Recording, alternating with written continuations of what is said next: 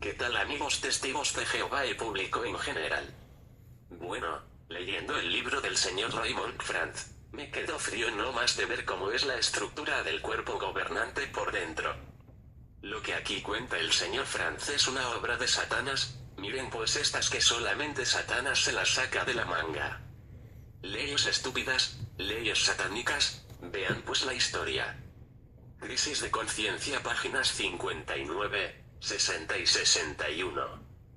Cuando finalmente, después de unos 5 años, el asunto surgió otra vez en la agenda, la norma de expulsión fue anulada y en efecto, el mismo cuerpo gobernante, ahora se retiró de esa zona íntima en la vida de los demás.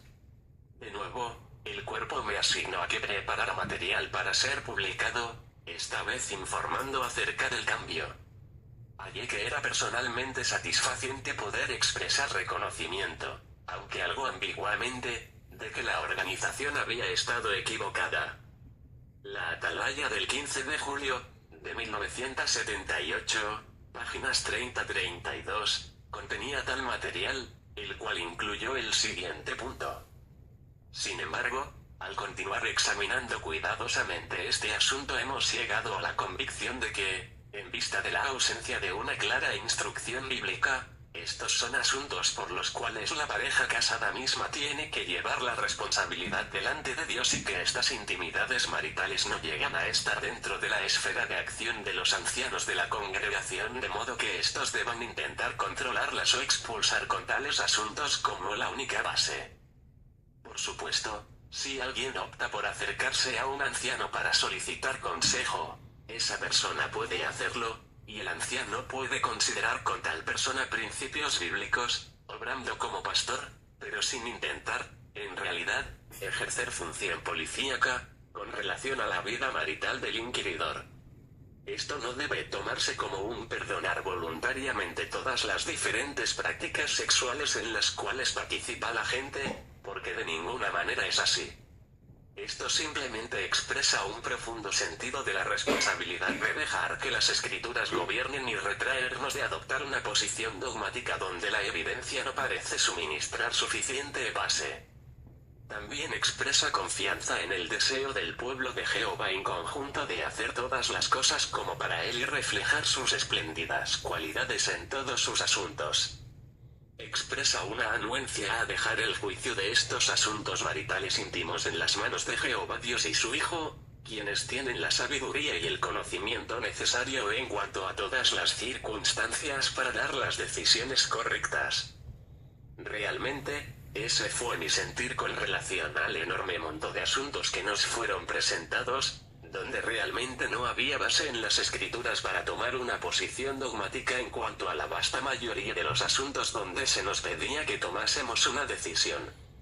Le expresé este punto de vista aquí y fue aceptado por el cuerpo en este punto.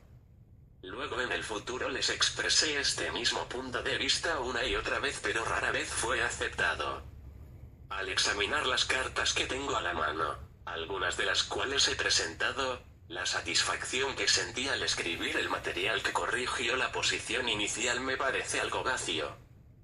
Ya que sé, que no importa lo que se diga, nunca podrá compensar o reparar todo el daño, la vergüenza, confusión mental, angustia emocional, dolores por sentido de culpabilidad, y la ruina de matrimonios, todo como resultado de la decisión anterior, una decisión hecha en unas pocas horas por hombres, donde la mayoría de los cuales estaban considerando el asunto, fríamente, sin ningún conocimiento previo, sin tiempo para pensar ni meditar, ni para orar sobre el asunto, ni examinar las escrituras al respecto, pero cuya decisión fue, pese a, puesta en vigor globalmente por 5 años y afectó a muchas personas por el resto de sus vidas.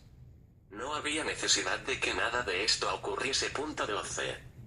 Dice al pie de página.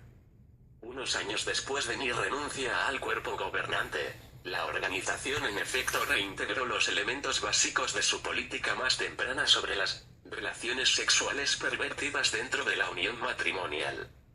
En la revista Watchtower del 15 de marzo, de 1983, páginas 30-31. En español, la Atalaya del 15 de julio, de 1983, páginas 30-32, mientras declara que no toca a los ancianos vigilar los asuntos maritales privados de los matrimonios de la congregación. Sin embargo, si se llega a saber que algún miembro de la congregación practica o promueve abiertamente relaciones sexuales pervertidas dentro de la unión matrimonial, tal persona ciertamente no sería irreprensible, y por eso no sería aceptable para recibir privilegios especiales, tales como el de servir de anciano, o de siervo ministerial o precursor. La práctica y promoción de tales perversiones hasta pudiera resultar en que dicha persona fuera expulsada de la congregación. Lloyd Barry, quien no había estado presente cuando la política del 1972 efectivamente se había cancelado por una decisión del cuerpo gobernante, y en su retorno él expresó su desaprobación de la cancelación. Siendo que él encabezaba el comité de redacción y supervisaba la producción del material de la revista La Atalaya, su influencia pudo haber contribuido en parte para volver a cambiar a muchas de las posiciones más tempranas. Cualquiera fuese el caso, este material en el 1983 no produjo la gran ola de audiencias judiciales que acompañó el anuncio inicial de esta política en el 1972, quizás porque esa experiencia más temprana había producido suficientes malos frutos para refrenar el celo de hacer preguntas por parte de los ancianos. Continúa la página. Otro asunto que surgió, algo relacionado con lo anterior, tuvo que ver con una testigo en América del Sur cuyo esposo confesó haber tenido relaciones sexuales con otra mujer. El problema era que él había dicho que las relaciones sexuales habían sido del tipo mencionado antes, en particular, copulación anal y no genital. La decisión del cuerpo gobernante fue que tal conducta no podía considerarse como adulterio, que el adulterio requería estrictamente copulación genital, capaz de producir hijos. De modo que el hombre no había llegado a ser una sola carne con la otra mujer, y por lo tanto la decisión fue que la esposa no tenía base para un divorcio bíblico y futuras segundas nupcias. La regla existente entonces requería una votación unánime para asumir una decisión, y yo me amoldé a la mayoría. Me sentí genuinamente perturbado, sin embargo, al pensar acerca de esta mujer y el hecho de que se le dijera que no podía librarse de este hombre culpable de tal acto.